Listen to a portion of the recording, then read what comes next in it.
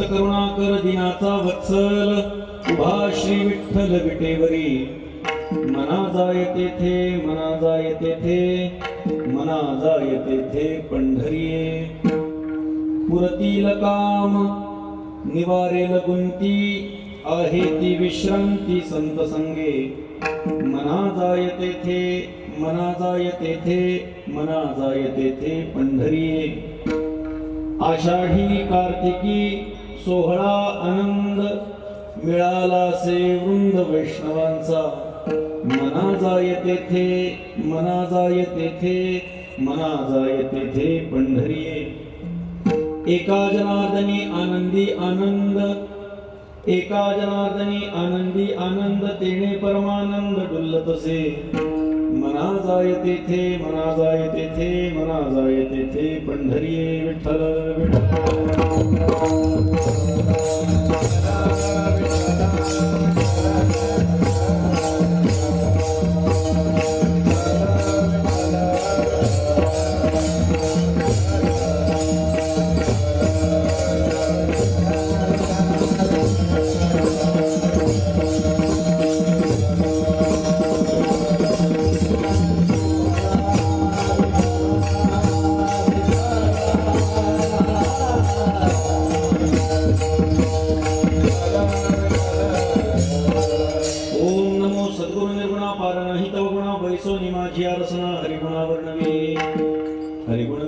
पावन तू कृपा करून मी मूढमती दीन म्हणून कीव भाती कसे तुमचा प्रसाद जाहरिया पूर्ण हरिगुणवर्णीन मी जाण एका वंदितसे चरण सद्गुरूंचे आदरे शरण शरण एकनाथ पायी माता ठेविला पायी माता ठेविला पायी माता ठेविला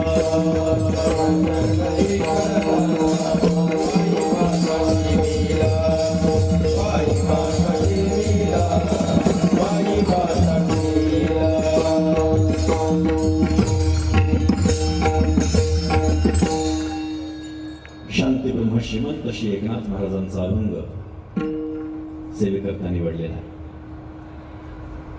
आपल्या लाडसवंगी गावामध्ये गेल्या 49 वर्षांपासून जो उत्सव चालू होता त्याचं या वर्षी महोत्सवामध्ये रूपांतर झालेलं आहे. विठ्ठल विठ्ठल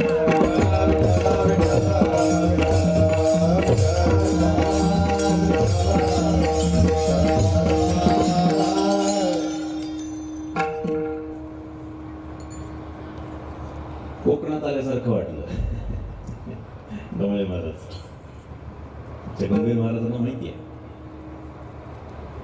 कोकणामध्ये जर तुम्ही गेलात तर अशाच प्रकारचा उत्साह तुम्हाला बघायला मिळेल. उत्साह कुठे नसतो, उत्साह सगळीकडे असतो.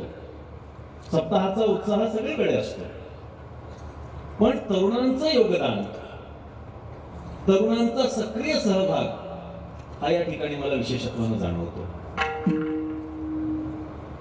आपला जिल्हा एकच, मी पैठणचाच, पण बाहेर गेल्यानंतर मला कीर्तनात सांगावं लागतं की आमच्याकडचे जे युवक आहेत ते राजकारणाच्या नादी लागलेत आणि परमार्थाकडे वळत नाही. इथून पुढे मला एक म्हणणं बंद करावं लागेल. विठ्ठल विठ्ठल. राजकारण म्हणजे अविश्वासाचं क्षेत्र आहे आणि परमार्थ म्हणजे विश्वासाचं क्षेत्र आहे. अविश्वासाकडून विश्वासाकडे ही वाटचाल. संतांच्या मागे जाण्यानं जो फायदा होणार आहे तो कोणत्याही राजकीय व्यक्तीच्या मागे जाण्यानं होणार नाही. लक्षात.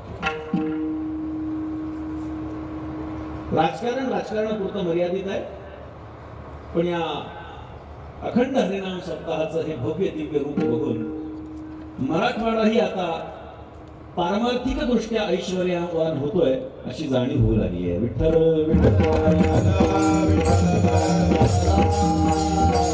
इथे संतांचं सदनच उभं केलं एक प्रकारे. आयोजक मंडळींची उत्सुकता एकेका छोट्या छोट्या गोष्टीवरून कळत असते. आम्ही रोज एकेका ठिकाणी जात असतो. कधी कधी दोन दिवस एका दिवसात दोनही कार्यक्रम किती आणखी होतात, पण तिथे गेल्या गेल्या जी प्रचिती येत असते की यांचा उत्साह किती आहे तो याच्यावरून दिसतोय. नुसती भव्यता हे उत्साहाचं स्वरूप असू शकत नाही. भव्यता आहे म्हणजे उत्साह आहे असं नाही, पण यातली छोटी छोटी गोष्ट म्हणजे अगदी व्यासपीठापासून संतांचे कटआउट्स असतील, झेंडे असतील, स्वागत असेल, पत्रिका असेल, आसन व्यवस्था असेल आणि गंभीर महाराजांसारखे आणि परमेश्वर महाराजांसारखे साथीदार असतील. विठ्ठल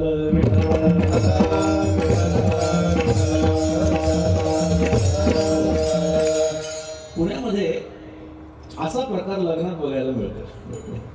मी येताना विचार करत होतो, गाडीमधून येताना विचार करत होतो की ही माणसं लग्नामध्ये एवढा खर्च करतात, पण सप्ताह आल्यानंतर हात आखडता का घेत असतील. वास्तविक वैयक्तिक कार्यक्रम आहे, पैसा जास्त लागतो म्हणजे कमी खर्च करायला पाहिजे, पण सार्वजनिक कार्यक्रमामध्ये आपला थोडासा पैसा लागला तर हरकत नाही. पण ही माणसं सप्ताहाच्या वेळी देत नाही, पण लग्न एवढी मोठी थाटामाटात करतात, राजवाडा उभा करतात. आपण टीव्हीवरती बघितलं पण असेल, त्याच्यावरती टीका झालेली आपण बघितली पण असेल. पण या ठिकाणी आल्यानंतर जे चैतन्य जाणवत आहे ते खरंच विशेष आहे. दक्षिणमुखी हनुमान या ठिकाणी विराजमान आहेत. अतिशय जागृत असं देवस्थान आपल्या या गावाला लाभलेलं आहे. गाव मोठं आहे, आपला उत्साहही त्याही पेक्षा मोठा आहे हे जाणवत आहे. तरुण तरुणी आज वारकरी संप्रदायाकडे वळताना दिसत नाहीये, ही दुर्दैवाची गोष्ट आहे. कुठेही कीर्तनात गेल्यानंतर मी माझी खंत बोलून दाखवत असतो की वारकरी संप्रदायामध्ये तरुणांचा सहभाग त्यातल्या त्यात गावामध्ये, शहरामध्ये, मेट्रोपॉलिटन सिटीमध्ये बऱ्यापैकी तरुण वर्ग हा दिसतो. पण खेड्याचा जर विचार केला, छोट्या छोट्या गावांचा विचार केला, तालुका लेवलच्या गोष्टींचा विचार केला, शहरांचा विचार केला, तर या लोकांची पाठ वारकरी संप्रदायाकडे आहे. आता तोंड झालंय हे लक्षात घ्या. तरुणांची एक मोठी पळी, 50वे वर्ष आहे. ज्यांनी कोणी हा सप्ताह सुरू केला असेल त्याच्या मनातही नसेल की 50वा सप्ताह एवढा मोठा होईल. आता जी काही छोटी छोटी मंडळी आहेत, ती छोटी छोटी मंडळी 100च्या वेळी मात्र 50 वर्षांची असतील, 40-55 वर्षांची वगैरे असतील. आणि भगवान महाराज सांगू का, तोपर्यंत जर का शताब्दीपर्यंत जगलो तर मी सुद्धा येईल.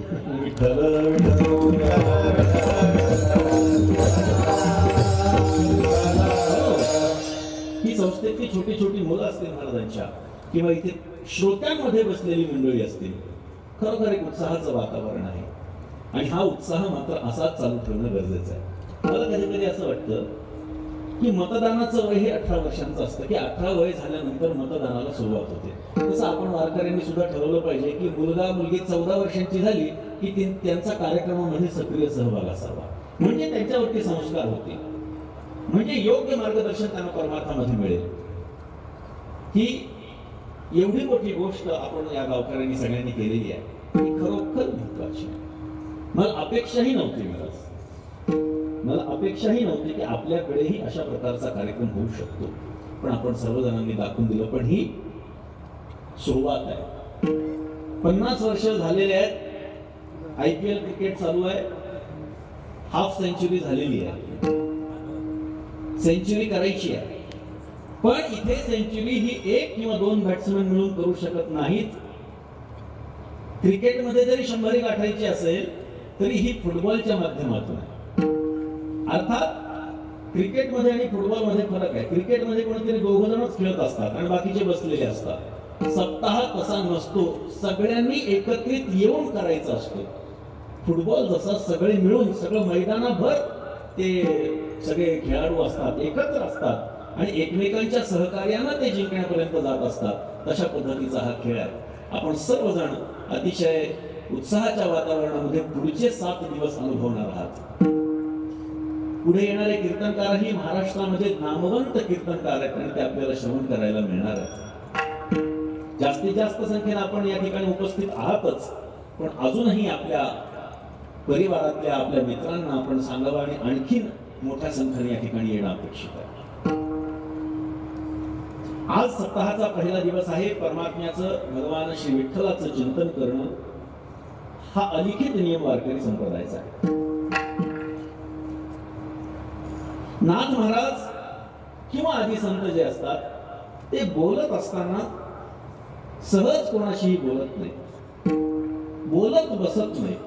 माणसांचा स्वभाव असतो, बोलत बसतात.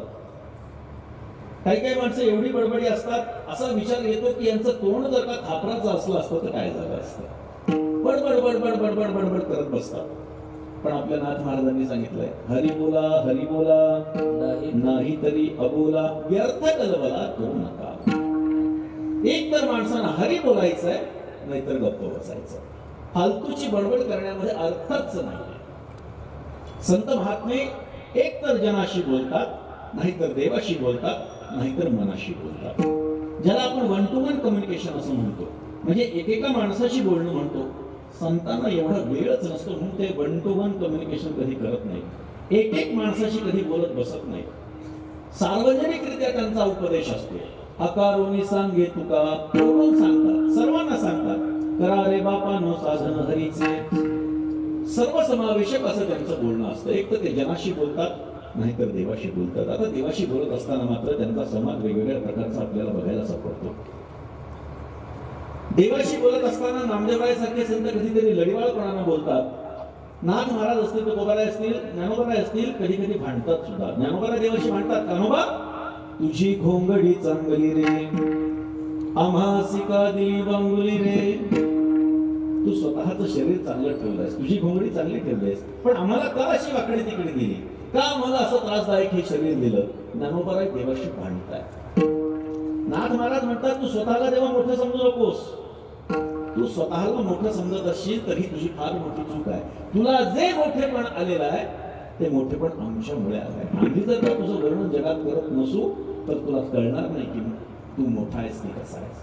तुकोबाराय सुद्धा तेच म्हणतात, आम्ही जर ठरवलं तर तुझं देवपण नष्ट करण्याची ताकद आमच्यामध्ये आहे. नामदेवरायांचा समज गडी बाळपणाचा आहे. देव जेवी सवे ऐशी ज्याची देवा सवे. देव ज्यांच्या बरोबर जेवतो, ज्यांच्याशी संवाद साधतो, भगवान श्री विठ्ठलाला घास भरवणारे नामदेवराय जर का एखाद दिवस आले नाही तर परमात्मा नामदेवरायांच्या घरी राहील.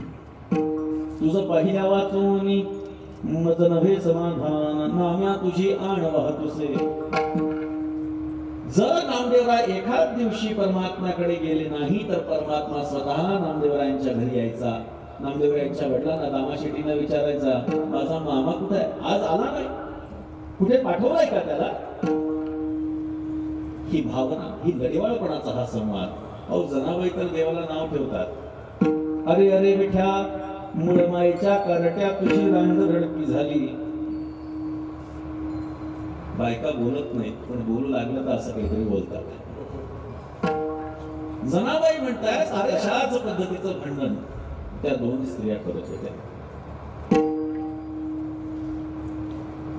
त्यांनी विचार केला आपला काय संबंध, आपण जनाबाईंचं दर्शन घेण्यासाठी आलेलो आहोत, कोणाला तरी विचारावं आणि जनाबाईंच्या घरामध्ये जाऊन त्यांचं दर्शन घेऊन यावं.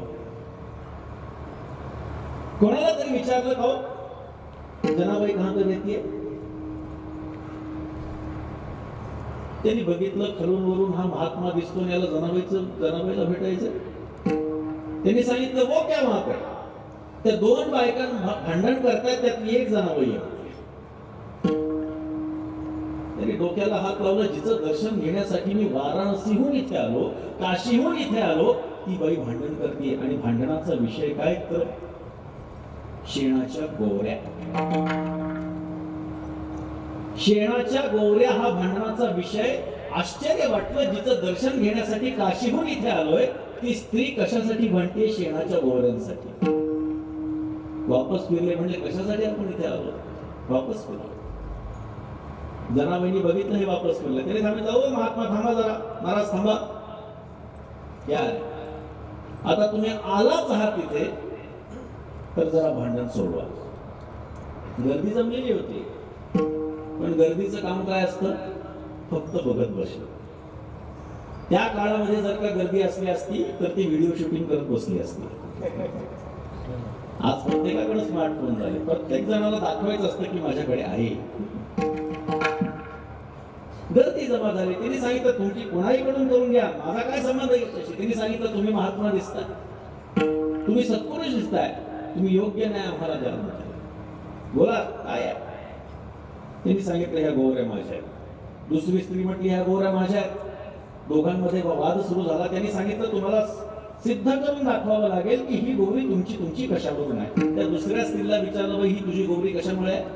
तिने सांगितलं मी अशा प्रकारची थापत असते आणि माझी बोटं बघा लांब आहेत आणि लांब बोटं त्याच्यावर उमटली म्हणून ही गोवरी माझी आहे. जनाबाईंना विचारलं ही गोवरी तुझी कशावरून आहे.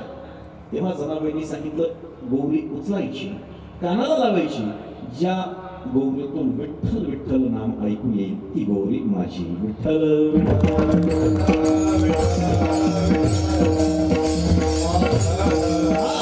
जनाबाईचा. त्यामुळे जनाबाई देवाला अधिकार वाणीला बोलू शकतात. सत्यवानाचा बहु केला छळ,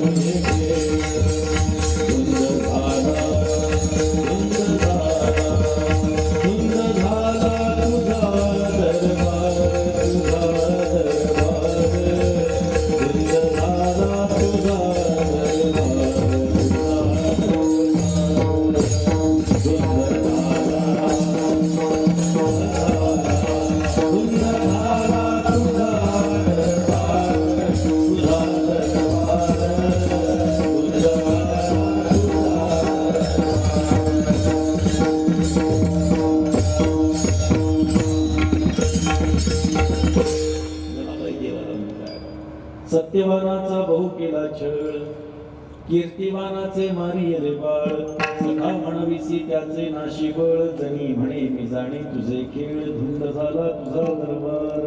जनाबाई म्हणतात, देवाशी संवाद साधत असताना संत महात्मे वेगवेगळ्या प्रकारे संवाद साधतात. नाहीतर जनाशी संवाद साधतात, नाहीतर मनाशी संवाद साधत असतात. माणसं फुटकळ बोलत असतात, वायफळ बोलत असतात, पण ह्या गोष्टी, काही गोष्टी ह्या बोलण्यासारख्या असतात, काही गोष्टी ह्या बोलण्यासारख्या नसतात. काही गोष्टी कोणाला सांगायच्या असतात, कोणाला सांगायच्या नसतात. काही गोष्टी सगळ्यांना सांगायच्या असतात आणि काही गोष्टी कोणालाच सांगायच्या नसतात. कोणाला सांगावं, कोणाला सांगू नये अशा काही गोष्टी असतात. लग्न कर, कोणाला सांगायचं? मारुतीरांना सांगायचं. लग्न कर, कोणाला सांगायचं? जो नकोंचा की त्याला सांगायचं. लग्न कर, कोणाला सांगायचं? जो 80 वर्षाचा म्हातारा मरायला टेकलाय त्याला सांगायचं. लग्न कर, जो 2-3 वर्षांचं मूल आहे त्याला सांगायचं नाही. योग्य व्यक्तीला योग्य गोष्ट सांगणं अपेक्षित आहे. काही गोष्टी कोणाला सांगायच्या असतात, कोणाला सांगायच्या नसतात. काही गोष्टी कोणालाच सांगायच्या नसतात. चोरी कर, डाका डाल, खोटं बोल, सांगायची गरज नाही, कारण न सांगता बरेच करतात. न सांगता सुद्धा लोक खोटं बोलतातच. काही गोष्टी ह्या कोणालाच सांगायच्या नसतात आणि सगळ्यांना सांगण्यासारखा परमार्थ आहे. म्हणून संत महात्मे हे परमार्थामध्ये अग्रेसर असतात. सतत ते लोकांना सांगत असतात परमार्थाचं, परमात्म्याचं महात्म्य सांगत असतात.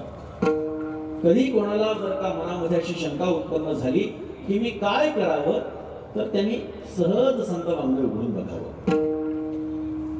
संतांनी एक लक्षात ठेवा, माझं एक वाक्य लक्षात ठेवा. आयुष्यात जेव्हा तुम्ही फार कठीण परिस्थितीतून जात असाल तर संतांचं वाङ्मय उघडा, वाचा. काही क्षणातच तुम्हाला लक्षात येईल की तुमच्या प्रश्नाचं उत्तर संतांनी देऊन ठेवलंय. प्रश्नाचं उत्तर तुम्हाला पाहिजे असेल तर ते संत वाङ्मयामध्ये तुम्हाला मिळेल, पण तशी तुमची दृष्टी पाहिजे. तुम्ही तिथपर्यंत पोहोचलं पाहिजे. संत येतील, माझ्यावर कृपा करतील, माझ्यावर उपकार करतील, एवढे पुण्यवान आपण नाही. आपण पापी आहोत, त्यामुळे संत महात्मे आपल्याकडे येणार नाही, आपल्याला त्यांच्याकडे जावं लागणार. पण ते एकदम भेटत नसतील तर त्यांचं वाङ्मय उपलब्ध आहे. आपण जगद्गुरु तुकोबारायांच्या गाथ्याचं पारायण या ठिकाणी करत आहात. अतिशय सुंदर असा मंडप आणि तुकोबारायांची मूर्ती त्या ठिकाणी बनवलेली आहे. अतिशय धार्मिक आणि भक्तिमय वातावरणामध्ये आपण पारायण करत आहात. पारायण करता करता सुद्धा आपण कसं जगावं, एखादी सहज ओळ आपल्याला मिळून जाते. संतांचं एक वाक्य हे आपल्या जीवनाची दिशा बदलणार आहे, लक्षात ठेवा. संतांच्या एका शब्दानं सुद्धा माणसं आपलं जीवन घडवत असतात. परवाच्या दिवशी ज्येष्ठ समाजसेवक अण्णा हजारे यांच्याकडे जाण्याचा, त्यांच्या भेटीचा योग आला. आमच्या तासाभराच्या चर्चेमध्ये त्यांनी एक फार सुंदर गोष्ट सांगितली. त्यांनी असं सांगितलं की माझं जीवन सर्वसामान्यांप्रमाणेच चालू होतं. त्यांना मी विचारलं की समाजसेवेकडे पूर्ण झोकून देण्याचं कारण काय. त्यांनी असं सांगितलं की माझं जीवन सर्वसामान्यांप्रमाणेच चालू होतं, पण सहज ज्ञानोबारायांची ज्ञानेश्वरी वाचत असताना एक ओवी माझ्या समोर आली. त्याचा आशय असा होता की पाणी जिरवायचं आहे, उपवनं लावायची आहे, अशा प्रकारच्या अशा अर्थाची ती ओवी त्यांच्या समोर आली आणि त्यांनी सांगितलं हेच मला करायचं आहे आणि मला हेच ज्ञानोबारे उपदेशित करतात. याच वाक्याच्या माध्यमातून माझं जीवन पुढे घडणार आहे आणि त्या ओवीसाठी मी माझं जीवन समर्पित करणार आहे. आज काही वर्षांपूर्वी त्यांनी ती ओवी वाचली. आज आपण त्यांची अवस्था बघतोय. आज सर्वत्र त्यांची चर्चा होती. सेवेच्या माध्यमातून संतांचं एक वाङ्मय, एक छोटेसे एक ओळ त्यांनी जीवनामध्ये अनुसरली. नामा म्हणे ग्रंथ श्रेष्ठ ज्ञान देवी, एक तरी ओवी अनुभवावी. तसं संतांच्या वाङ्मयातली एक तरी ओवी आपण अनुभवणं गरजेचं आहे. त्याप्रमाणे वागणं गरजेचं आहे. तसं केलं तर आपल्या जीवनामध्ये आपल्याला काहीही कमतरता पडणार नाही. संत महात्म्यांनी आपल्याला सांगितलं, जनाशी बोलतात, देवाशी बोलतात, नाहीतर मनाशी बोलतात. देवाचं वर्णन करत असताना त्या देवाकडे प्रत्येकानं वेगवेगळ्या दृष्टिकोनातून बघितलेलं आहे. कोणी त्याच्या रूपाकडे बघितलाय, कोणी त्याच्या गुणाकडे बघितलाय, कोणी त्याच्या ज्ञानाकडे बघितलाय, कोणी त्याच्या संपत्तीकडे बघितलेला आहे. परमात्म्याच्या रूपाच्या बाबतीमध्ये संतांनी अनेक प्रमाणात अभंग लिहून ठेवलेली आहेत. श्रीकृष्णाच्या सौंदर्यापुढे लक्ष्मी भुलून झाली वेडी, मदन पोटा आले बापुडे तेथे कुणीकडे इंद्रचंद्र. नाथ महाराज भागवतामध्ये सांगतात भगवान श्रीकृष्णाचं सौंदर्य किती आहे, वेगवेगळ्या दृष्टीनं संतांनी त्यांच्याकडे बघितलेलं आहे. कुणीतरी सौंदर्याच्या दृष्टीनं बघताय. लक्ष्मी भूमी झाली वेडी. जेव्हा समुद्र मंथन झालं आणि त्या समुद्र मंथनातनं लक्ष्मी देवी बाहेर निघाल्या हातामध्ये हार घेऊन, तेव्हा प्रत्येकाला तिथे असलेल्या अशी अपेक्षा होऊ लागली, असं वाटू लागलं की हिनी माझ्याच गळ्यामध्ये हार घालावा. प्रत्येक जण रांगेमध्ये येऊन उभे राहिले. लक्ष्मी माता सुद्धा प्रत्येकाच्या जवळ त्याच्याकडे बघायची, थांबायची आणि पुन्हा पुढे जायची. थांबली की त्यांना असं वाटायचं ही माझ्याच गळ्यात माल घालणार आहे, म्हणून तो खाली वाकायचा. खाली वाकला की ही पुढचं पाऊल टाकायची. असं करत करत करत करत करत पूर्ण रांग तिने पालथी घातली, पण कोणाच्याच गळ्यामध्ये माळ घालेना. शेवटी पुढे कुठेतरी भगवान विष्णू उभे होते. लक्ष्मी जेव्हा त्यांच्याकडे आली तेव्हा त्या लक्ष्मीकडे त्यांनी पाठ फिरवली.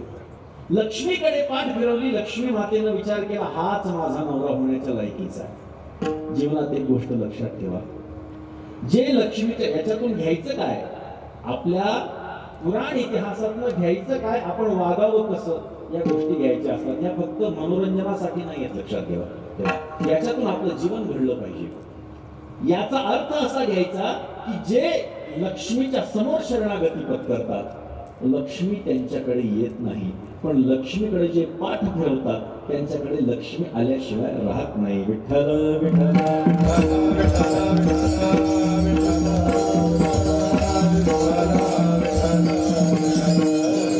कोणीतरी त्याच्या रूपाकडे बघून, कोणीतरी त्याच्या गुणाकडे बघून भक्ती करतं.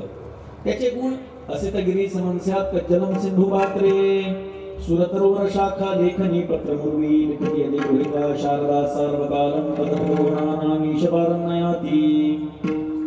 पुष्पदंत सांगतात की त्या परमात्म्याचे गुण किती आहेत. असे ते गिरी समन्स्यात पृथ्वीचा कागद केला, कज्जलम सिंधू पात्रे समुद्राची शाई केली, कल्पतरूची लेखणी केली आणि बुद्धीची अधिष्ठात्री देवता सरस्वती जरी त्याचे गुण लिहायला बसली तदपि तव गुणानामीशपारं नयाति. तरी हे प्रभू तुझे गुण कोणीही वर्णन करू शकत नाही, एवढे परमात्म्याचे गुण आहेत. पण तरीही ज्याला ज्या पद्धतीनं वाटतं त्या पद्धतीनं तो त्याच्या गुणांचं कौतुक करतो. ज्ञानवरांनी सांगितलं यशश्री औदार्य ज्ञान वैराग्य ऐश्वर्य ही सहाही गुणवर व्यवस्थित. हे 6 गुण परमात्म्याच्या ठिकाणी आहेत. पण परमात्म्याची भक्ती करत असताना त्याच्या गुणाकडे बघून चालत नाही. गुणरहितम कामनारहितम प्रतीक्षणवर्धमानम सूक्ष्मतरम अविच्छिन्नम अनुभव रूपम.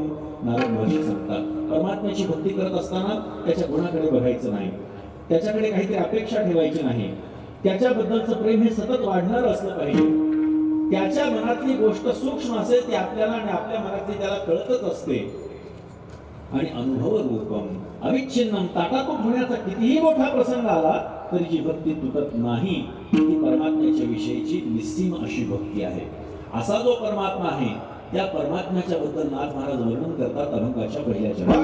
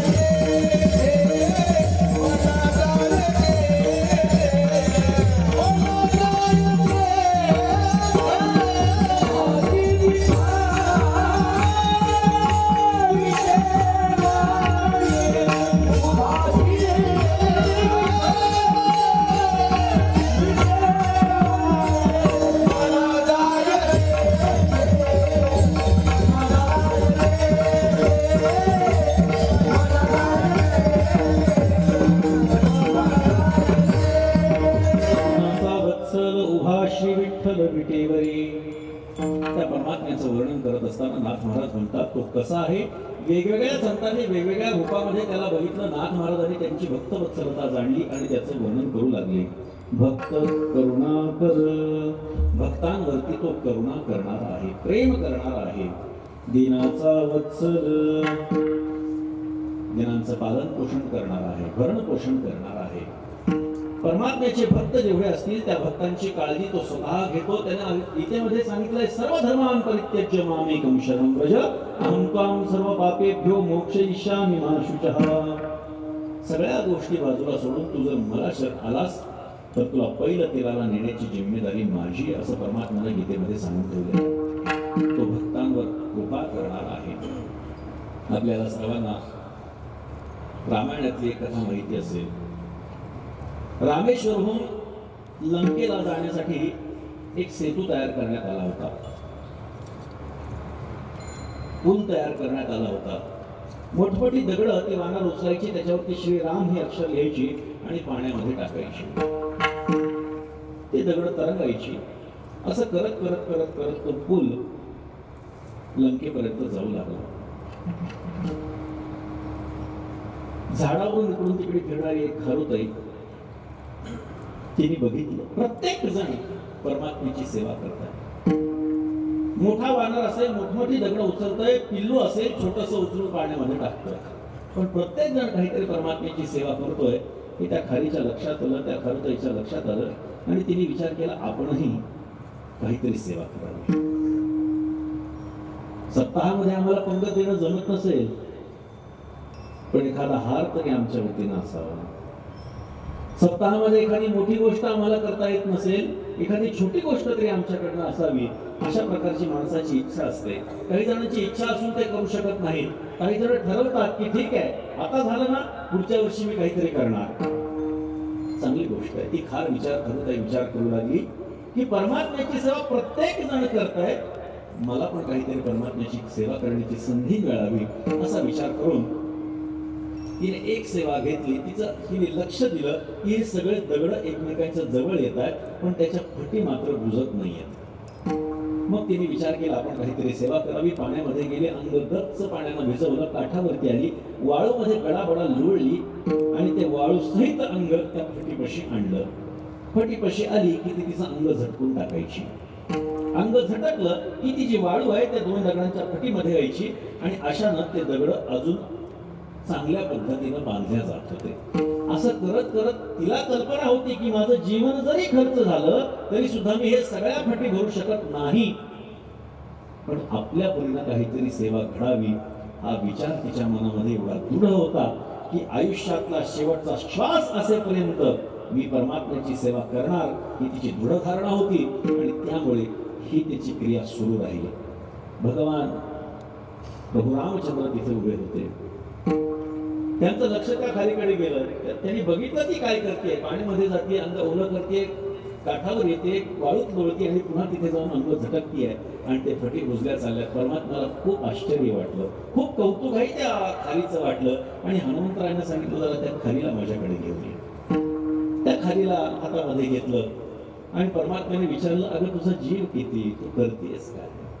इथे मोठमोठी वानर, राक्षसासारखी ही वानर आहेत, कोणाचा तरी तुझ्या अंगावरती पाय पडला तर जीवानिशी जाशील आणि तरी सुद्धा हे काय करतेस तू? तिने सांगितलं, देवा प्रत्येक जण तुझी काहीतरी सेवा करताय. कोणी दगड उचलताय, कोणी मोठी दगड उचलताय, कोणी छोटी दगड उचलताय. मला दगड उचलणं शक्य नाही, पण मी विचार केला प्रत्येक जण तुझी सेवा करताय, त्यांच्यासारखी मला सेवा करता येत नाही, येणार नाही, पण माझाही काही खारीचा वाटा. खारीचा वाटा हा शब्द तेव्हापासून आला लक्षात घ्या. तिने सांगितलं, तेव्हा माझाही काहीतरी खारीचा वाटा असावा म्हणून मी तुझी सेवा करते. परमात्म्याला खूप खूप खूप आनंद झाला आणि आपली 3 बोटं त्या खारीच्या पाठीवरून परमात्म्याला फिरवली. आजही ती 3 परमात्म्याची बोटं खारीच्या पाठीवरती आपल्याला दिसत आहेत. की त्याच्यावरती, त्या खारीवरती झालेली परमात्म्याची कृपा, नाही तर काय आहे. विठ्ठल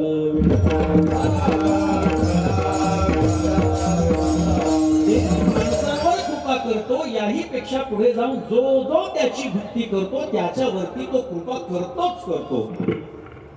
वानर ते काय माणूस आहे, अस्वल तो काय माणूस आहे, पण तरीही हो गिधाड गिधाड, घाण खाणारा गिधाड, त्याच्यावरतीही परमात्म्यानं कृपा करावी?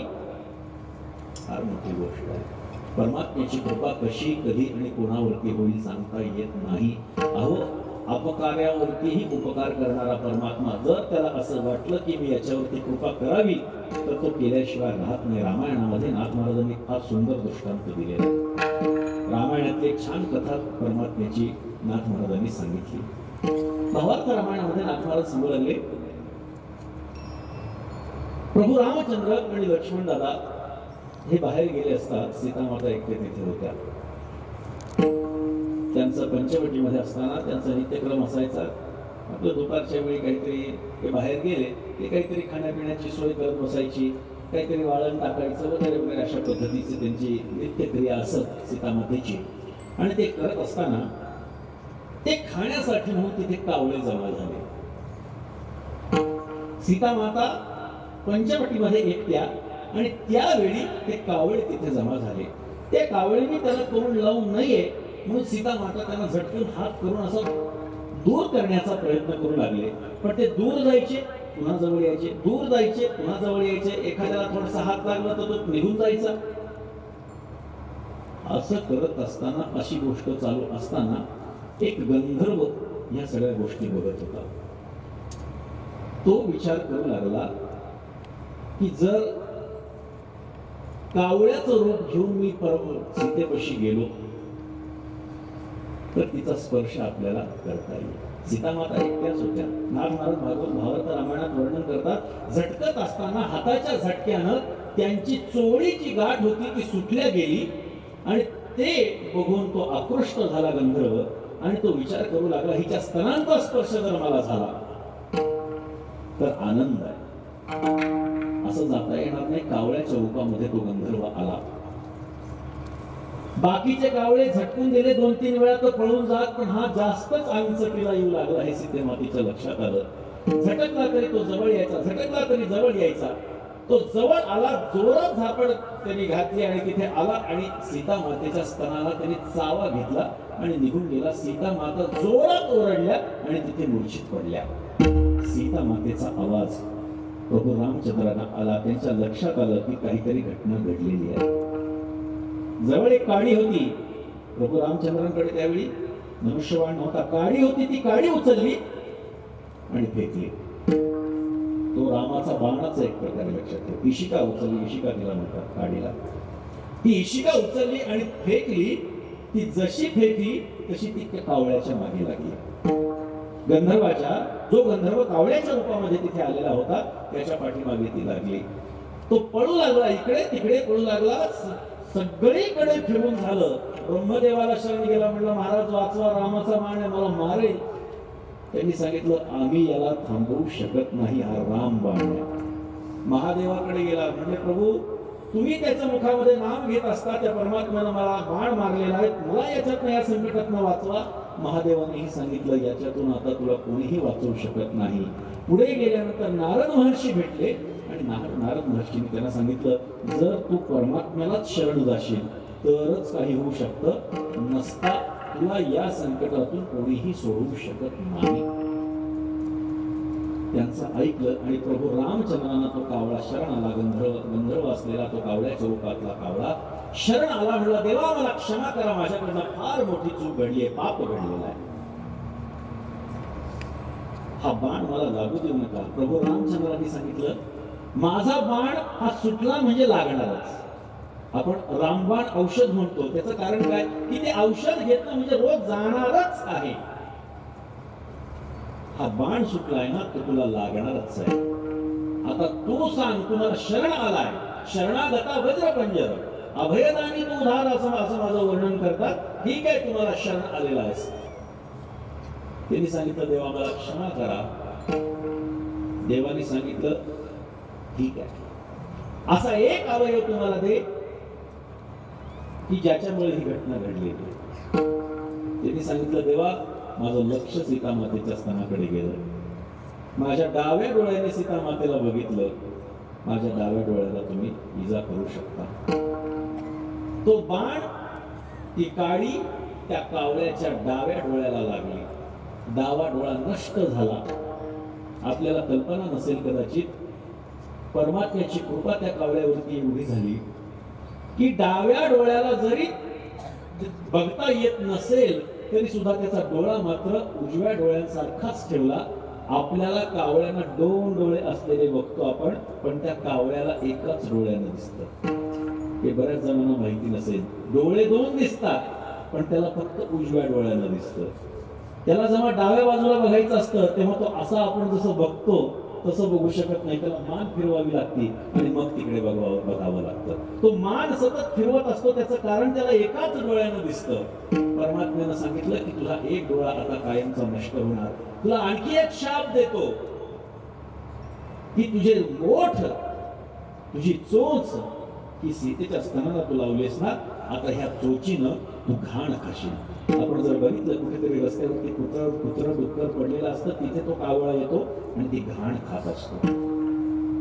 पण त्यांनी सांगितलं देवा बस करा, म्हटले मी तुम्हाला शरण आलोय, इथपर्यंत बस अपेक्षित आहे. प्रभू रामचंद्र आहेत, कर्तुम अकर्तुम अन्यथा कर्तुम शक्ती त्यांच्याकडे आहे. त्यांनी सांगितलं ठीक आहे, तू माझ्या पत्नीला स्पर्श केलायस पण तू मला शरण आलेला आहेस. जर परमात्मा कृपाळू नसता तर त्याला पुढचे 2 वर दिले नसते. परमात्म्यानं सांगितलं की तुझी मी दृष्टी घालवली आहे ना, तुला एक चांगली गोष्ट देतो, तुला मुक्तीचं दर्शन होईल. तुला डोळ्यांना मुक्तीचं दर्शन होईल. अर्थात आपण बघतो जेव्हा पिंडदान होतं त्या पिंडाला कावळा शिवल्याशिवाय मुक्ती मिळत नाही असं आपल्याकडे म्हणतात. का कावळाच का हो? इतर अनेक पक्षी असताना त्या पिंडाला कावळाच का शिवतो मला सांगा. कधीतरी आपण विचार करतो का चिमणी का शिवत नाही, कबूतर का शिवत नाही, कावळाच का शिवतो? कारण देवानं त्याला अधिकार प्रदान दिलेला आहे. तो कावळा शिवतो, त्याला दृष्टी आहे की समोरचा मुक्त झाला असेल तर तो तिथे चोंच मारणार आणि खाणार. दुसरा वर असा दिला की तू जन्माला कधी येशील आणि मरशील कधी हे कोणाला कळणार नाही. कधी कोणी बघितलंय का आपण चिमण्याचं पिल्लू ओळखतो, बघतो, कबुतराचं पिल्लू ओळखतो, कधी कावळ्याचं पिल्लू कोणी बघितलंय का? कावळ्याचं पिल्लू कधीच बघायला मिळत नाही. त्याचा जन्म कधी होतो, कुठे होतो माहित नाही. त्यांचा मिलाप कसा होतो माहित नाही. तो मरतो कधी माहित नाही. त्यांनी सांगितलं वृद्धापकाळानं तुझं मरण कधीच नाही.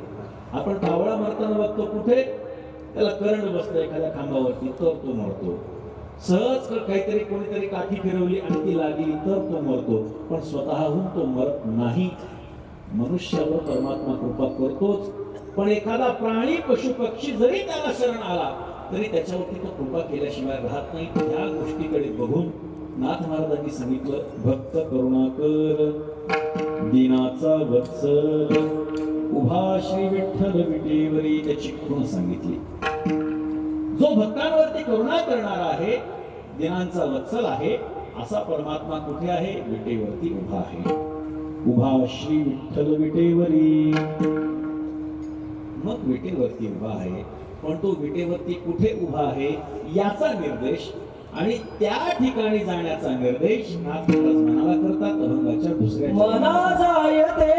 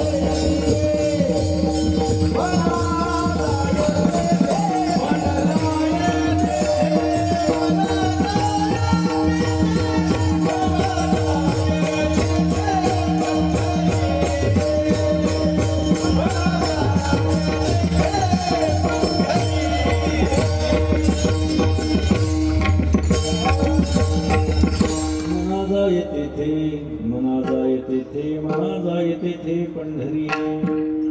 तीन तीन वेळा नाथ महाराज सांगतात. व्यवहारामध्ये एखादा माणूस एकच गोष्ट सारखी सारखी बोलू लागला तर आपण म्हणतो हे काय कितीदा एकसारखं बोलायचं. हा दोष पत्करून व्याकरणातला नाथ महाराज सांगतायत मना जाय तेथे मना जाय तेथे मना जाय तेथे पंढरी. मनाला उपदेश करत असताना नाथ महाराजांना याची कल्पना आहे की मन हे एका ठिकाणी कधी स्थिर राहत नाही. आपलं मन हे कधी स्थिर राहत नसतं. कीर्तनामध्ये जर आपण बसलेलो असेल तरी सुद्धा मनामध्ये अनेक अनेक गोष्टी चालू असतात. विचार होतो घरचं सगळं व्यवस्थित असेल ना, सगळं चालू आहे ना, लहान मुलं घरी आहेत, बायको घरी आहे, नवरा घरी, काय असेल ते विचार येतोच. कारण मन हे कधीही स्थिर राहू शकत नाही आणि परमार्थ हा मात्र मनाचा. मन ज्याचं स्थिर राहतं तो परमार्थामध्ये अग्रेसर होतो आणि ज्याचं मन चंचल आहे तो माणूस आयुष्यात काहीही परमार्थामध्ये करू शकत नाही. अहो नवरा पंढरपुरामध्ये गेला बायकोला घरी ठेवून, नवरा पंढरपुरामध्ये बायकोला घरी ठेवून गेला. नामदेव पायरीपाशी आला, विचार करू लागला घरचे सगळे ठीक असतील. मोठ्या मंडपात आला, रात्र झाली, घराची दारं लावली असतील. सोळखांबीमध्ये आला, विचार करू लागला पिंट्याचा होमवर्क झाला असेल ना. पांडुरंगाच्या समोर गेला, घरचं सगळं ठीक असेल ना. त्याच्या पायावरती डोकं ठेवलं तरी घरचाच विचार, बाहेर पडला तरी घरचाच विचार. इकडे बायको विचार करू लागली आता आमचे मालक नामदेव पायरीपाशी असतील, आता ते मोठ्या मंडपात गेले असतील, आता ते सोळखांबीत गेले असतील, आता पांडुरंगाच्या समोर गेले असतील, आता त्यांच्या चरणावरती त्यांनी डोकं टेकवलं असेल आणि आनंदी अंतःकरणानं ते बाहेर पडले असतील. मला सांगा परमार्थ होतोय कोणाचा? पंढरपुरामध्ये गेलेल्या त्या पुरुषाचा का घरी असलेल्या स्त्रीचा? बोला, घरी असलेल्या स्त्रीचा परमार्थ होतोय. याचा अर्थ घरी बसूनच परमार्थ करा असा नाही, पंढरपुरात जायला हरकत नाही, पण मनाचा परमार्थ शरीराचा नाही. ती व्यक्ती शरीरानं पंढरपुरात आहे पण मनानं घरात आहे म्हणून ती घरातच आहे. आणि ती स्त्री मनानं पंढरपुरात आहे, देहानं जरी घरात असली तरी ती पंढरपुरात आहे. विठ्ठल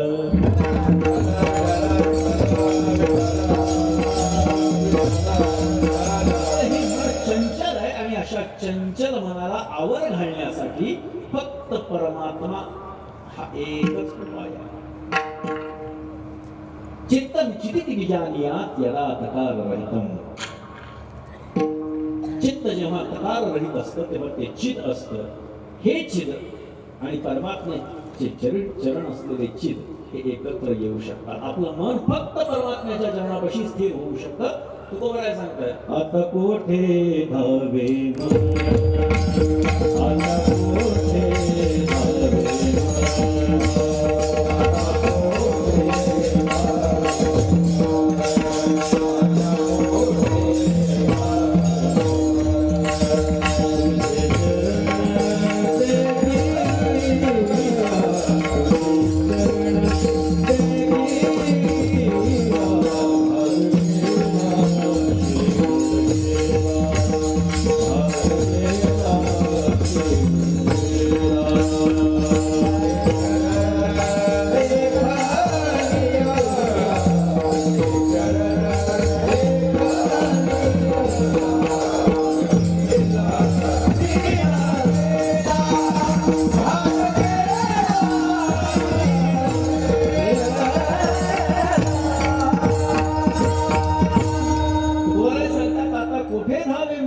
तुझे चरण देखिलिया भाग गेला, क्षीण गेला, अवघा झाला आनंद. परमात्म्याचे चरण हे फक्त आपलं मन स्थिर करण्याचं ठिकाण आहे. म्हणून नाथ महाराज तीनदा मनाला सांगतायत की तू परमात्म्याला शरण जा. कारण मना तू अधीर अधीर बहुपातकी पामर नराहसी स्थिर क्षणभरी निश्चय क्षणभर सुद्धा हे मन स्थिर राहू शकत नाही. अनेक चंचल गोष्टींपैकी मनाचं स्थान हे फार उंच ठिकाणी आहे. एका सुभाषितकारानं फार सुंदर सांगितलंय मा मनो मधुपो मेघो मद्यपे मरकटो मरत मक्षिका मत्कुणो मत्स्यो मकारा दश चंचलः. म पासून सुरू होणारी ही 10 चंचल गोष्टी एका सुभाषितकारानं एका सुभाषितामध्ये मांडलेल्या आहेत. त्यापैकी पहिला क्रमांक हा मा अर्थात लक्ष्मीचा आहे. लक्ष्मी चंचल आहे. क्षणात एकाकडे असते, क्षणात दुसऱ्याकडे असते. साठवून ठेवली आहे. पण पंतप्रधानांनी एक वाक्य वापरलं, काय झालं? होत्याचं महत्व झालं. संपली, ती गेली, तिचं महत्व कमी झालं. आपल्याकडची दुसऱ्याकडे गेली, ती चंचल आहे. मनु मधुको मधुमक्षिका मेघो धर मा मनो मधुको मेघो मद्यप्यो. आपल्या सर्वांच्या ओळखीचा प्राणी दारुडा. मरकटो माकड. मी सांगत असतो की त्या सुभाषितकारांना मद्यप्यो आणि मरकटो मध्ये काय फरक जाणवला असेल. जो मद्यप्यो आहे तो मरकटो आहेच. त्याची अवस्था जर आपण बघितली त्या दारुड्याची, माकडासारखे सगळे चाळे असतात. त्यामुळे माकड स्वतंत्र घ्यायला काही गरज नव्हती खरं म्हणजे. पण ठीक आहे. मामनो मधुको मेघो मद्यप्यो मरकटो मध वारा मक्षिका माशी मत्कुणो ढेकू मत्स्यो नासा मकारा दशचंचला. अशा 10 चंचल गोष्टी आहेत. त्यापैकी दुसरा क्रमांक हा मनाचा लागतो. म्हणून नाथ महाराज वारंवार सांगतात स्वतःच्या मनाला की तू मना, हे मना, तू तिथे जा, तू तिथे जा, तू तिथे जा. मना जाय तेथे, मना जाय तेथे, मना जाय तेथे. कुठे जाऊ नाथ महाराज? पंढरी ये. पंढरीमध्ये असं काय आहे? एका साधकाचं उदाहरण नाथ महाराज देतात. तर ठरवलं आपण परमात्म्याची भक्ती करायची, देवाची भक्ती करायची. पण देवाची भक्ती करायची म्हणजे नेमकी कोणाची भक्ती करायची असा विचार त्याच्या मनात उत्पन्न झाला. आणि त्यांनी ठरवलं की चला काही हरकत नाही, खंडोबाची भक्ती करून बघू. खंडोबासे डाक घालून मुरळी हो नि बैसले हो, आपले जे का सखे सजन ते विवंचुनी भरले हो. खंडोबाची सेवा करत असताना त्याने आम्हाला मुरळी करून टाकलं. काय अर्थ आहे? तिथे त्रास झाला. माझे घरी पाहुणा भैरव येऊन बैसलावो, त्रिगुणाची त्रिवयी करून प्रपंच विस्तारी लावू. घरामध्ये तो पाहुणा म्हणून आला आणि त्याचाच प्रपंच सुरू झाला. म्हटलं हे देवाच्या नादी लागण्यात काही अर्थ नाही. देवीची उपासना करून बघू. हाती देऊनी परडी तिने मज भिकेसी लावली घोडा पांगोळा करून आपण जवळी बैसविले. अशी अवस्था झाली. शेवटी त्यांनी ठरवलं कोणत्याही देवाच्या नादी लागण्यात काहीच अर्थ नाही. एका गोष्टीवर तो आला, ऐसी दैवते केली अनंते बहुश्रम पावले हो, परी ते फलकट झाले शेवटी गळा येऊन पडले हो. बहुधा चले दुःख भोगिले चौदिशी व्यापले हो, झाले मी उदास सोडिली आस. सगळे देव परत तो थकला. तो विचार करू लागला कोणत्याही देवाच्या नादी लागण्यात काहीही अर्थ नाही. झाले मी उदास सोडिली आस, धरुनी कास पंढरी पाहुनी जीव माझा हर्षला. पंढरीमध्ये पंढरीला मी बघितलं, मला संत महात्मे भेटले आणि त्यांनी पंढरीला जाण्याचा उपदेश केला. आणि जेव्हा मी पंढरीमध्ये गेलो तेव्हा माझ्या मनाला आनंद झाला. पंढरी पाहुनी जीव माझा हर्षला, तुझं म्या फुलवर बांधिला. तिथे गेल्यानंतर काय होतं? मनाला वारंवार जाण्याचा उपदेश करतात. पण तिथे गेल्यानंतर काय होतं? अभंगाच्या 3ऱ्या चरणात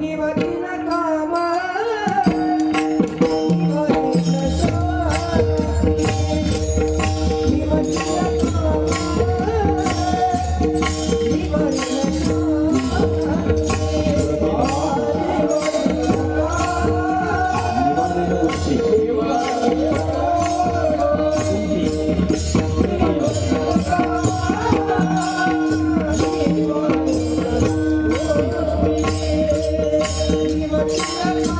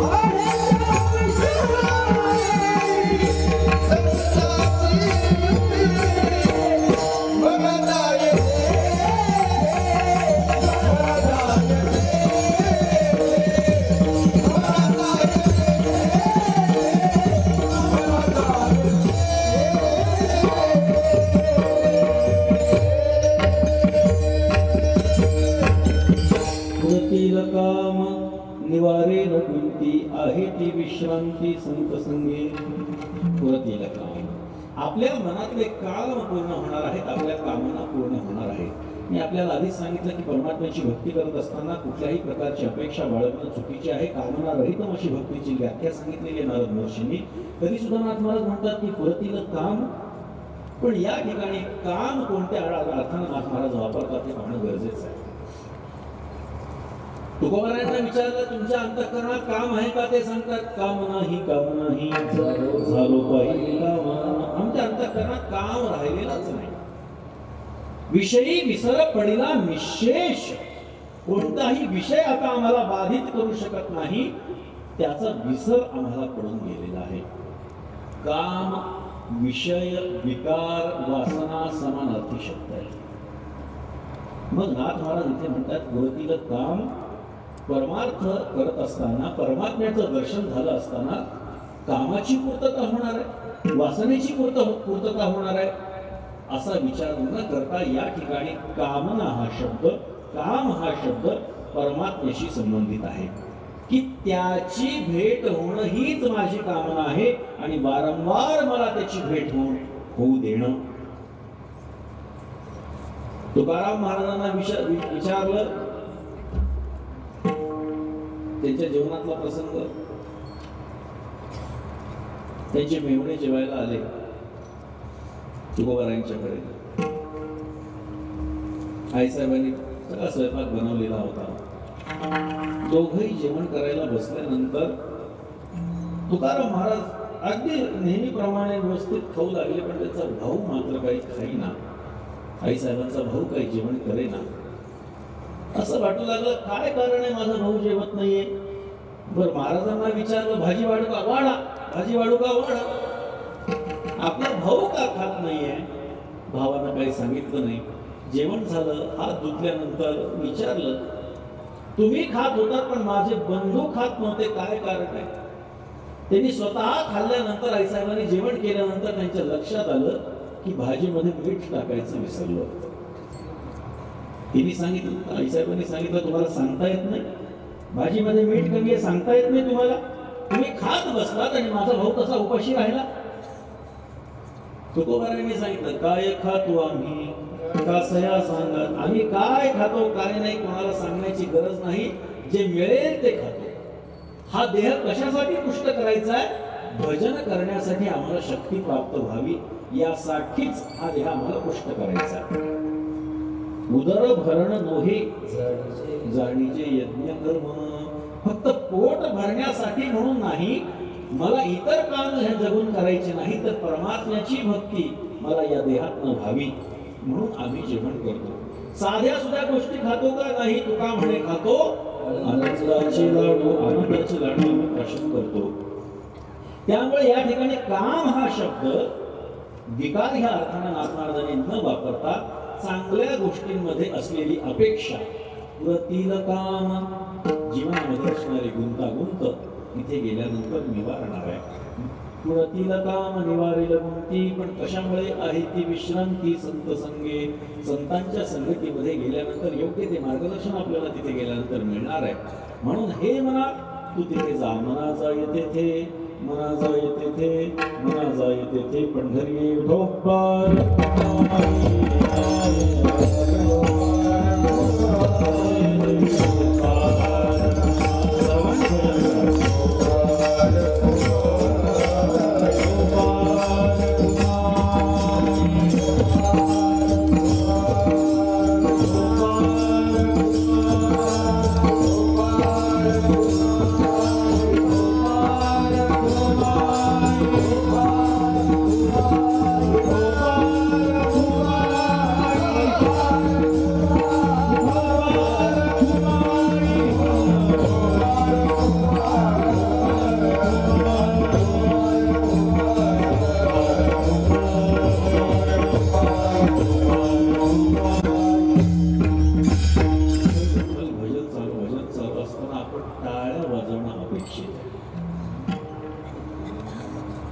एक छोटीशी कथा सांगेल, त्यानंतर आपल्याला कळेल की टाळ्या वाजवणं किती महत्वाचं आहे.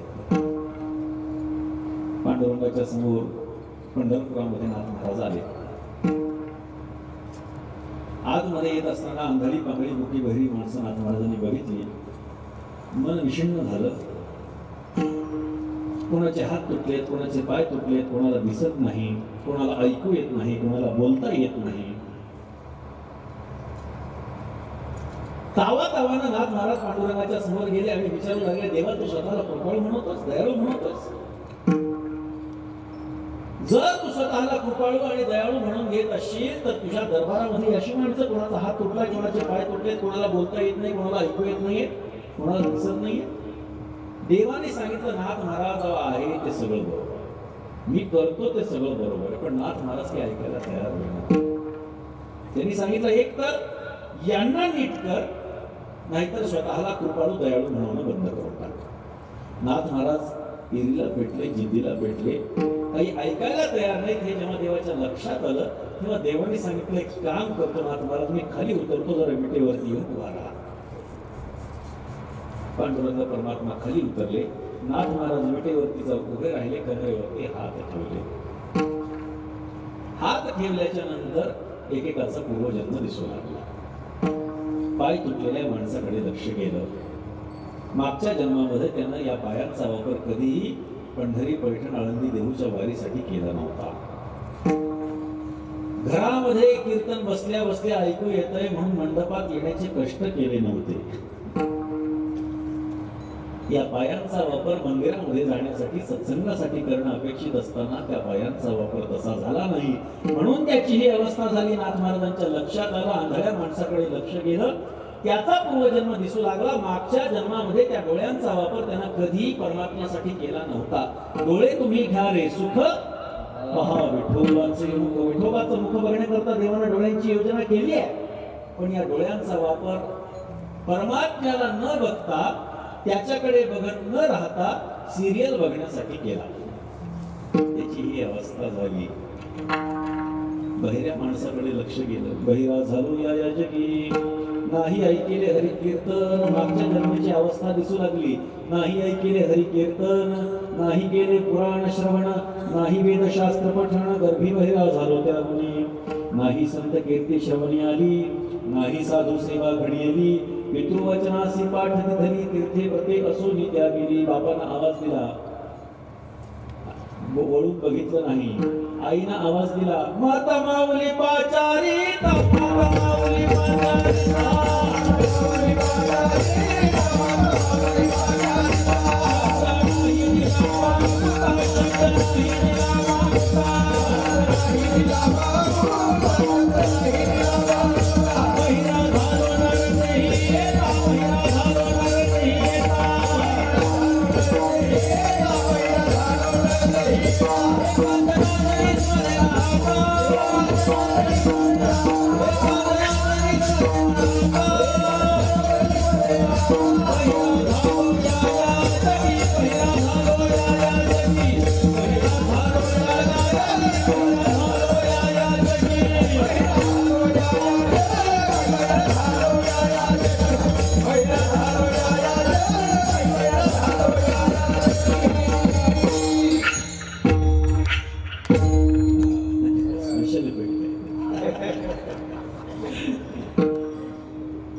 मी आपल्याला सुरुवातीला सांगितलं त्याप्रमाणे जगद्विख्यात पटवाजवादक पंडित भवानी शंकरजींकडे महाराजांचं शिक्षण चालू आहे. त्यामुळे आपल्या पूर्ण समितीनं म्हणा, आपल्या ग्रामस्थांनी म्हणा, भगवान महाराजांच्या मार्गदर्शनाखाली सगळीकडचे हिरे निवडून आणलेले आहेत आणि ते आपल्याला ऐकायला मिळणार आहे. आईनं आवाज दिला, वळून बघितलं नाही, म्हणून त्याची ही अवस्था झाली. मुक्या माणसाकडे लक्ष गेलं, त्याचा पूर्वजन्म दिसू लागला. मुका झारोवाच्या गेली, होतो पंडित महाज्ञानी, दशग्रंथ षडशास्त्र पुराणी, चारी वेद मुखोद्गत वाणी. गर्भामध्ये झाली सर्व हानी, जिव्हाला चावली भोजना, दुग्ध घृत शर्करा पकवाना, निंदिले उपांना, तेणे पातलो मुखबंधना. या मुखानं काय केलं? साधू संतांची निंदा केली. या मुखानं काय केलं? हरिभक्तांची स्तुती नाही केली. तेणे वाचा पुंग झाली, एका जनार्दनी कृपा लाभली.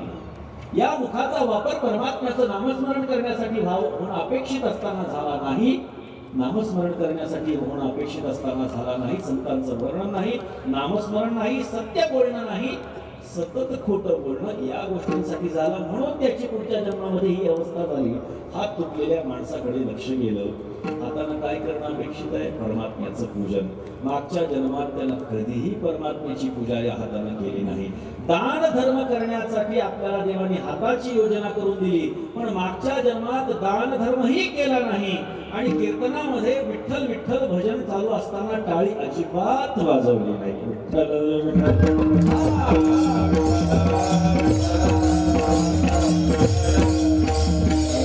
बघा, फरक पडला. आधी नुसते चेहऱ्याकडे बघणारे निदान हात तरी हलवू लागले, पण पुढच्या जन्माची काळजी ही निदान पुढचे 7 दिवस तरी ठेवा. पुढचे 7 दिवस तरी कीर्तनामध्ये टाळी वाजवा. टाळी वाजवल्यानंतर नाथ महाराज म्हणतात, एका जनार्दनी मुक्त होय तात्काळी, तात्काळ मुक्ती प्राप्त होते. त्यामुळे विठ्ठलाचं नामस्मरण चालू असताना, विठ्ठल विठ्ठल भजन चालू असताना टाळ्या वाजवणं अपेक्षित असो. परमात्मा कृपाळू आहे, तो दयाळू आहे. नाथ महाराज विटेवरून खाली उतरले, देवाला साष्टांग दंडवत घातलं, म्हणजे तेव्हा उभारा तुझ्या जागेवर, तू म्हणतो ते खरं आहे. तुला तर आतापर्यंत मी दयाळू कृपाळू वाटत नव्हतो, आता काय बदल झाला? नाथ महाराजांनी सांगितलं, तुझ्या जागी जर का मी असतो तर एवढी दुष्कर्म करणाऱ्यांना, दुष्कृत्य करणाऱ्यांना कदाचित मी माणसाच्या जन्मालाही पाठवलं नसतं. विठ्ठल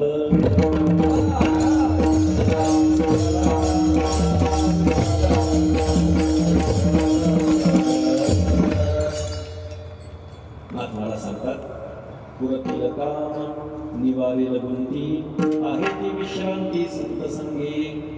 तिथे गेल्यानंतर काय होणार आहे? आपल्या कामना पूर्ण होणार आहे, आपल्या त्रास सगळा बाजूला होणार आहे, संतांच्या संगतीमध्ये हा फायदा होणार आहे.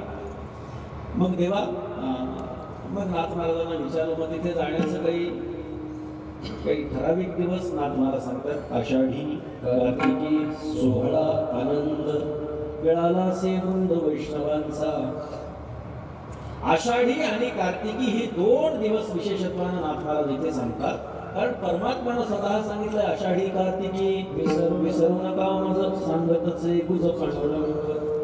नाथ महाराज आपल्या वारकऱ्यांची आचारसंहिता सांगत असताना बोलतात, आवडे देवासी तो ऐका प्रकार, नामाचा उच्चार रात्रंदिवस, तुळशी माळ गळा, गोपीचंदन टिळा, हृदयी कळवळा वैष्णवांचा. आषाढी कार्तिकी पंढरीची वारी, साधन निर्धारी नाही, तुळशी माळ गळा, गोपीचंदन टिळा, हृदयी कळवळा वैष्णवांचा. नाथ महाराज सांगतात की आषाढी आणि कार्तिकीला पंढरीची वारी करणारा तो वारकरी, गळ्यामध्ये माळ घालणारा तो वारकरी. आपण या ठिकाणी सगळे तरुण तरुणी आणि सगळी ग्रामस्थ मंडळी जमा झालेला आहात. पंढरीची वारी आपण करत असाल, या सप्ताहामध्ये सहभागी होत असाल, पण गळ्यात माळ नसेल तर तो परमार्थ अर्धवट आहे, लक्षात ठेवा. जोपर्यंत गळ्यात माळ म्हणजे काय? माळ ही तुळशीची असते आणि आपल्या देहावरती एक प्रकारे आपण तुळशी ठेवणं, तुळस ठेवणं. पूर्वीच्या काळामध्ये घरावर तुळस ठेवून वारीला जायचे. याचा अर्थ काय? आल्यानंतर घर शिल्लक राहिलं तर त्या घरात राहायचं, नाहीतर गेलं उडत, अशी अपेक्षा त्या वारीची असायची. म्हणून तुळशी ठेवणं म्हणजे आमचा त्याच्याशी काहीही संबंध न राहणं असं आहे. आणि त्यामुळे गळ्यामध्ये माळ घालणं अपेक्षित आहे. काही माणसं म्हणतात, नाव ठेवतात, ते म्हणतात माळकरी लबाड. ते परवा माळकरी लबाड असतात म्हणाले. एकानं चांगलं उत्तर दिलं. त्यांनी सांगितलं, माळकरी लबाड नसतात, लबाड लोकांनी माळा घातल्यात म्हणून तसं वाटतंय.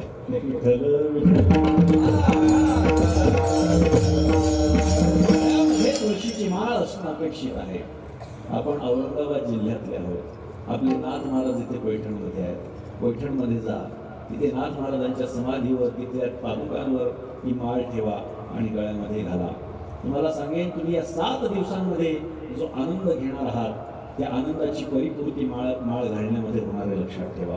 माळ घातल्यानंतर स्वतःच्या जीवनामधला बदल हा तुम्ही जो बघाल, तुम्हाला कोणी किती जरी काही आमिष दाखवली तरी तुम्ही त्या आमिषाला बळी पडणार नाही. निवडणुका आल्या की फुकटचं मिळतं म्हणून खाणं पिणं सुरू होतं आणि मग फुकटची पण सवय लागते आणि साथोसाथ ही वाईटही सवय लागते. याच्यासाठी इंग्रजीमध्ये म्हण आहे, precaution is better than cure. काळजी करत बसण्यापेक्षा जर का योग्य नियोजन आधीच करून ठेवलं तर काळजी करण्याची गरज पडत नाही. स्वतःचं जीवन जर का दिव्यत्वाकडे न्यायचं असेल, आपला आदर्श काय मोठी माणसं असावीत लक्षात घ्या. राजकारण हा आपला आदर्श असू शकत नाही. राजकारण हे राजकारणापुरतं मर्यादित असतं. आपला आदर्श जर का उच्च असेल तर उच्च विचार आपल्या समोर ठेवले पाहिजेत आणि त्यासाठी चित्त सुद्धा आपलं उच्च विचार करणारं पाहिजे. त्याच्यासाठी कोणत्याही बंधनामध्ये न अडकणं ही महत्वाची गोष्ट आहे आणि त्यासाठी वारकरी व्हा. एक अनुभव घ्या की वारी केल्यानंतर, वारकरी झाल्यानंतर, गळ्यात माळ घातल्यानंतर काय अवस्था होते. अशी कित्येक माणसं मी बघितलेली आहेत. कित्येकांनी स्वतःचे अनुभव सुद्धा मला सांगितलेले आहेत की जशी आम्ही माळ आमच्या गळ्यामध्ये घातली आमचं जीवन बदलून गेलं. अतिशय वाईट मार्गाने जाणारे आम्ही पण गळ्यामध्ये तुळशीची माळ घातली आणि कुठेतरी आपण जिम्मेदार आहोत ही जिम्मेदारीची जाणीव आम्हाला झाली. कुठेही धिल्लरपणा आम्ही करत होतो पण उद्या जर का आमच्याकडनं माळ घालून धिल्लरपणा झाला तर माळकरी असे कसे असं म्हणून कोणी आमच्या वारकरी संप्रदायाला नाव ठेवू नये म्हणून स्वतःच्या मनावरती ताबा ठेवला. मला सांगा, चांगलं घडलंच की नाही? आपण अतिशय सुंदर पद्धतीने नियोजन केलेलं आहे. या सप्ताहापुरता वारकरी संप्रदायाशी संबंध ठेवू नका आणि त्यातल्या त्या तरुणांना माझं अतिशय विनम्रपणे आवाहन आहे, आपण तन मन धनानं वारकरी संप्रदायाचे व्हा. निश्चितपणे तुम्हाला तुमच्या धनाची पण वारकरी संप्रदायाला अपेक्षा नाही, पण तुमचं मन आणि तन मात्र वारकरी संप्रदायासाठी लागलं पाहिजे. तर निश्चितपणे तुमचं जीवन चांगल्या दिशेनं चालल्याशिवाय राहणार नाही. नाहीतर अधोगतीच्या दिशेनं प्रगती आपली आजही चालूच आहे. आपण जे करतोय ते अधोगतीच्या दिशेनं जाण्यासाठीच करतोय. पण या एक व्यासपीठ आपल्या समस्त ग्रामस्थ मंडळींनी उपलब्ध करून दिलेला आहे. हा आनंद आपल्या हृदयामध्ये साठवून ठेवायचा असेल तर निश्चितपणे गळ्यामध्ये तुम्ही माळ घाला. आषाढी कार्तिकी नाथ महाराज सांगतात तिथे कधी जायचं? आषाढी कार्तिकी सोहळा आनंद मिळाला असे वृंद वैष्णवांचा. वैष्णव तिथे जमा होतात म्हणून मना जाय तेथे, मना जाय तेथे, मना जाय तेथे पंढरी. तिथे गेल्यानंतर काय होतं? एका जनार्दनी आनंदी आनंद देणे परमानंद दुर्लभसे. आनंद आनंदाचे दोही तुकोबाला सांगतात, आनंद तरंग आनंदाची अंग आनंदाची. अशी अवस्था तिथे गेल्यानंतर होते. अवघे त्रैलोक्य आनंदाचे आधार, अवघे त्रैलोक्य आनंदाचे आधार. शब्द जैसे कल्लोळ अमृताचे. मंडळी, आज लाडसोंगी गावाचं परम भाग्य. गेले 49 वर्ष वाडवडिलांनी, आजा पंजांनी हा भक्तीचा सोहळा आणि हा परमार्थ आजपर्यंत इथपर्यंत आणून आपल्यापर्यंत पोहोचवला. आणि आज सर्वांनी एकत्रित येऊन हा सोन्याचा दिवस प्रत्येकाच्या नयनांनी पाहण्यासाठी प्रत्येक जण या ठिकाणी आतुर झालेला आहे आणि तो सोहळा या ठिकाणी आपण आपल्या डोळ्यांनी या ठिकाणी बघत आहोत. कार्यक्रमाचा आज पहाटे आरंभ झाला. पहिलाच दिवस या ठिकाणी कार्यक्रमाचा. 49 वर्षे या ठिकाणी आनंदाने संपन्न झाले. 50व्या वर्षाला या ठिकाणी आरंभ झाला आणि आज या ठिकाणी जी सेवा झाली ती सेवा संत श्रेष्ठ एकनाथ महाराजांचे जे वंशज आहे, हरिभक्तीपरायण आपल्या समोर असणारे योगीराजजी महाराज गोसावी यांनी या ठिकाणी येऊन सेवा केली. खऱ्या अर्थानं कदाचित नाथ महाराजांना पाहायला तुम्ही नव्हतोय आणि मीही नव्हतो, परंतु महाराज आज तुम्ही आमच्या गावात आले. आम्ही नाथ महाराजांना त्यावेळेला जरी पाहायला नव्हतो, परंतु तुमच्या रूपानंच या ठिकाणी आज आम्हाला प्रत्यक्ष नाथ महाराज समोर दिसत आहे. कारण आपली जी भाषा आहे, आपली जी वाणी आहे ती अतिशय नाथ महाराजांचीच भाषा या ठिकाणी आहे. म्हणून प्रथमतः तुमच्या चरणावरती ग्रामस्थांच्या वतीनं या ठिकाणी मी प्रणाम करतो, दंडवत करतो. मंडळी, महाराष्ट्रामध्ये दोघा साधूंना या ठिकाणी स्वप्न पडले. दोन साधूंना स्वप्न पडले. त्या स्वप्नानं संबंध महाराष्ट्राचा या ठिकाणी उद्धार केला. पहिलं स्वप्न पडलं ते नाथ महाराजांना. स्वप्न असं पडलं, 12व्या शतकामध्ये माऊली ज्ञानोबारायांनी ग्रंथराज ज्ञानेश्वरी लिहिली, परंतु ती ज्ञानेश्वरी त्या ठिकाणी कुठेतरी लुप्त पावलेली होती. परंतु माऊलींनी नाथ महाराजांच्या स्वप्नात येऊन सांगितलं, आजान वृक्षाची मुळी कंठाशी लागली. आणि त्या स्वप्नाचा परिणाम असा झाला, नाथ महाराज त्वरित त्या ठिकाणी पोहोचले. त्या ठिकाणची जी समाधीची जागा आहे ती त्या ठिकाणी स्वच्छ केली. आणि जगाला गवसणी घालणारा जो ग्रंथ आहे, ग्रंथराज ज्ञानेश्वरी, ती ज्ञानेश्वरी तुमच्या आमच्यापर्यंत या ठिकाणी पोहोच केली. त्या ठिकाणी जर ती कोणी केली असली तर ती नाथ महाराजांनी केली. दुसरं स्वप्न आमच्या तुकोबारायांना पडलं, बाबाजी आपुले सांगितले नाम आणि मंत्र दिला राम कृष्ण हरी. या संतांच्यामुळं तुम्ही आम्ही हा संबंध परमार्थ या ठिकाणी अतिशय आनंदानं करत आहोत. आणि या महाराष्ट्राच्या मातीमध्ये आपल्या औरंगाबाद जिल्ह्याचं हे उत्तर काशी या ठिकाणी आहेत. म्हणून महाराज, आपले पाय आमच्या या भूमीला लागले. आज आम्ही या ठिकाणी धन्य झालो. आता याशी संधी नाही, न पडिया बाही काळा हाती. आपण या ठिकाणी आलात, पुनश्च एकदा ग्रामस्थांच्या वतीनं या ठिकाणी आपले सहर्ष स्वागत करतो. अतिशय सुंदर, सुरेख, पवित्र अशा वाळवंटामध्ये हा सप्ताह चालू आहे. कारण वाळवंट म्हटलं रे म्हटलं, तुका म्हणे वाळवंट बर्वे नीट आणि उत्तम. म्हणून या वाळवंटात एकेकाळी ही जर जागा तुम्ही बघितली तर कुणीच म्हणणार नाही की या वाळवंटामध्ये अशी शोभा येऊ शकते. परंतु हनुमंतरायाच्या ज्या वेळेला मनात होतं, तर हनुमंतरायानं आपली या ठिकाणी ही सगळं गाव एकत्रित येऊन या ठिकाणी बसवायला लावलं. फक्त त्याचीच कृपा. तो या ठिकाणी एकटा राहत होता, संबंध गावाला त्यानं या ठिकाणी येऊन बसवलं, ही त्याचीच या ठिकाणी इच्छा आहे. म्हणून अशा या पवित्र वाळवंटामध्ये आज सप्ताहाला आरंभ झाला. सप्ताहाची जी रूपरेषा आहे ती पहाटे या ठिकाणी घटस्थापना झाली. जगद्गुरु श्रीमंत श्री तुकोबारायांचा गाथा पारायण सोहळा या ठिकाणी सुरू झाला. सोहळ्यासाठी या गावातल्या ज्या लेकीबाळी बाहेर गेलेल्या आहेत, त्या लेकीबाळी पारायणासाठी इथं आलेल्या आहेत. आज कदाचित बऱ्याच जणी आल्या नव्हत्या, पण उद्या ज्या ज्या आलेल्या आहेत आज त्यांनी सुद्धा पारायणाला बसायचं आहे. उद्या पारायण या ठिकाणी बरोबर ठीक 7 वाजता या ठिकाणी सुरू होईल. व्यासपीठ चालक नामदेव महाराज आणि दादा महाराज या ठिकाणी आलेले आहेत.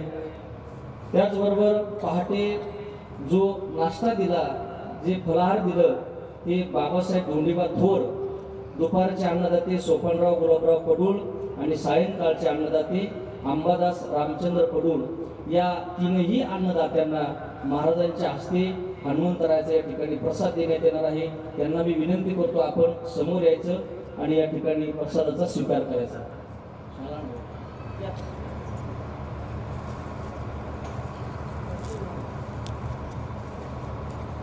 या ठिकाणी नाश्त्याचे अन्नदाते बाबासाहेब धोंडीबा थोर यांनी समोर यायचं.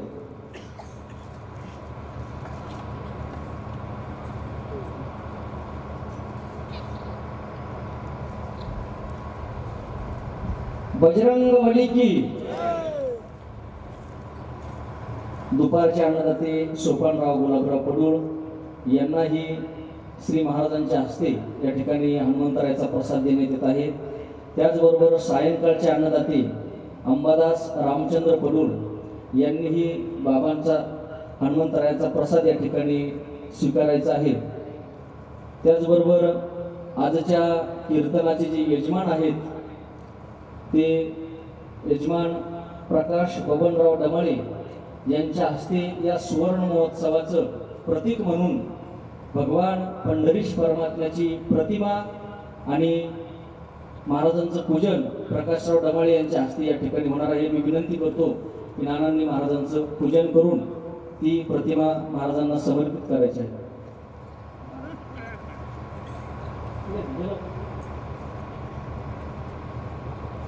उद्या पहाटे काकडा होईल.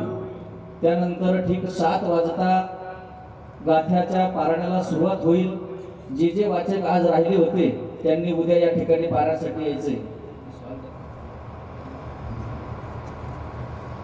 पुंडलिक वरदारी विठ्ठल श्री ज्ञानदेव तुकाराम पंढरीनाथ भगवान की जय.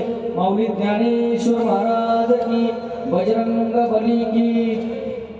या ठिकाणी महाराजांना मी आवर्जून सांगू शकतो की संबंध आमच्या गावातील सर्व तरुणांचा विषय मगाशी आपण घेतला होता. खऱ्या अर्थानं महाराजांचं म्हणणं काही चुकीचं नाही. तरुणांच्या बद्दल अतिशय वाईट व्याख्या झालेली आहे. आजकालचा तरुण संध्याकाळी आणायचा स्टँडवरून धरून सापडला तर ठीक आहे, नाही तर तिकडेच टाकायचा पुरून. पण या गावचा तरुण महाराज असा नाहीये. सगळा जो तरुण वर्ग आहे तो तरणा भाग्यवंत नटे हरी कीर्तनात. संबंध जे तरुण आहे ते सर्व तरुण आपापले काम अतिशय चोखपणे आणि धाडसीनं या ठिकाणी हनुमंतरायाची सेवा करत आहेत. प्रत्येक कामाला या ठिकाणी आमची समिती आहे. स्वच्छता समिती असेल, पाणी स्वच्छता समिती असेल, भोजन वाटप नियोजन असेल, महाराजांचं स्वागतासाठी असतील, प्रत्येक कामं या ठिकाणी प्रत्येकानं वाटून घेतलेलं आहे. अशा प्रकारे सर्व तरुण एकत्रित येऊन हा सोहळा या ठिकाणी संपन्न करत आहेत. त्यांनाही धन्यवाद आहेत. आता या ठिकाणी आरती होईल आणि आरती झाल्याच्या नंतर आपल्या कार्यक्रमाचा समारोप होईल. तत्पूर्वी उद्या पहाटे काकडा होईल, त्यानंतर गाथा पारायण होईल. गाथा पारायणाच्या नंतर उद्या सकाळचे अन्नदाते फराळाचे पंढरीनाथ सोनाजी राऊत, दुपारचे अन्नदाते रंगनाथ आबाजी पडूळ आणि सायंकाळचे अन्नदाते सांडू शंकरराव पडूळ यांचं या ठिकाणी अन्नदान होईल. आणि उद्या ठीक 4 ते 6 या वेळेमध्ये हरिभक्तीपरायण निवृत्ती महाराज देशमुख इंदोरीकर यांचं या ठिकाणी कीर्तन होणार आहे.